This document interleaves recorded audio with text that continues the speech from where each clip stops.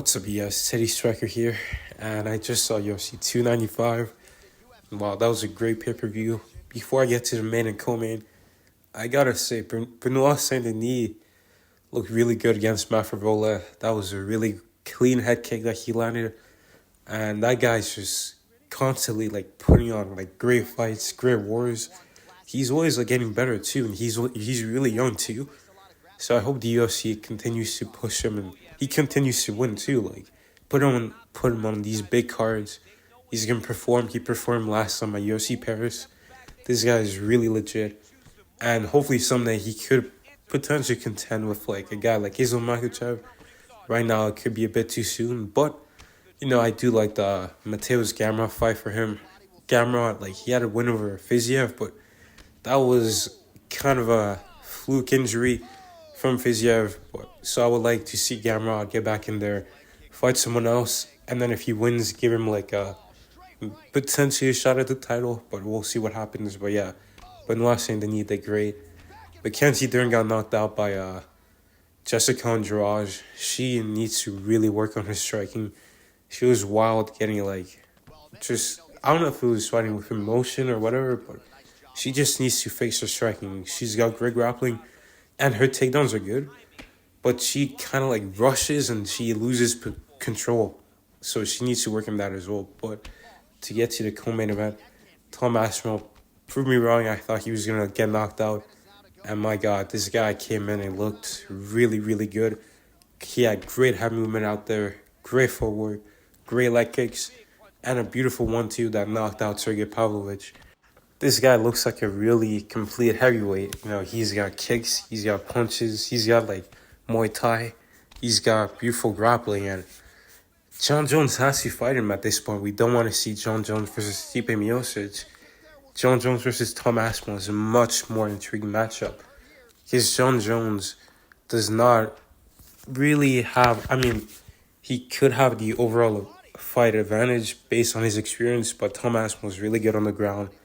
He's really good on the feet, so this is the type of matchup we want to see John Jones take on to further his legacy. But they might do the Stipe fight, but please just honor the interim title and just unite the belts. This is what we unify the belts. That's what we really want to see. That was a great fight from Tom Aspinall, great performance. Sergey Pavlovich, what does he do next? I would say, he's probably gonna need to take 6 months off. He got knocked out, so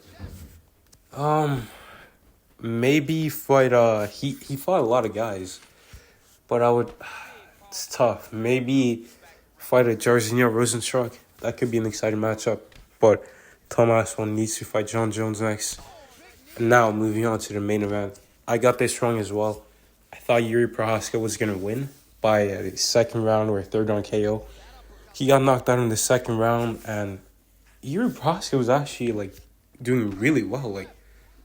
Myself, I thought that Pereira was probably gonna, hurt Jiri early, and then Jiri would kind of survive and tough it out and eventually catch Pereira and put him down. But not only was I wrong in the fact that Alex Pereira hits just as hard at heavyweight as he did at middleweight, and Jan Blachowicz just has a really, really solid chin. But I was also wrong because I did not think that Pereira's chin would hold up that well. Jiri was winning that fight, in my opinion. The first round was looking like it was competitive, but Yuri's leg was really bad. It was messed up. Pereira has some of the best leg kicks in the UFC.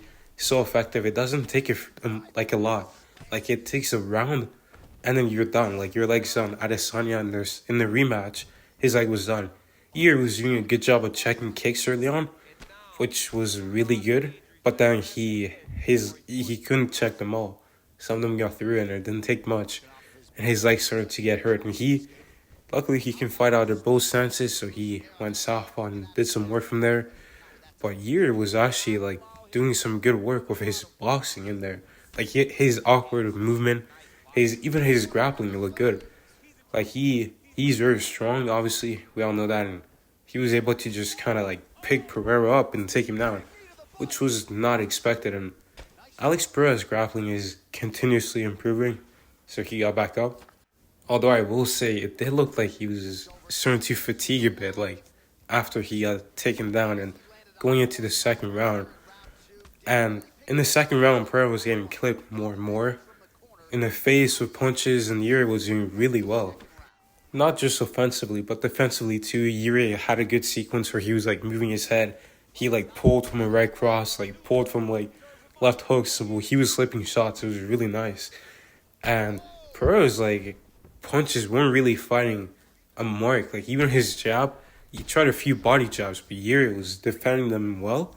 Even to the face, he was defending them. But then Jiri kind of got like a bit reckless in the pocket, and Pereira like threw a right hook and a left hook, and it just dropped Jiri, and Jiri went for a takedown, and then they end up in like Pereira ended up in like full mount, and Margot had stopped it early. I thought that was a bit of an early stoppage, but it is what it is. Fair play to Pereira. I don't know why he called out Adesanya though. That's weird. He should fight Jamal Hill next, and I think he will. And that would be a very interesting matchup because Jamal Hill has a very solid chin. He's never been rocked, never been dropped. But either way, that was a great pay-per-view. Make sure you guys like and subscribe.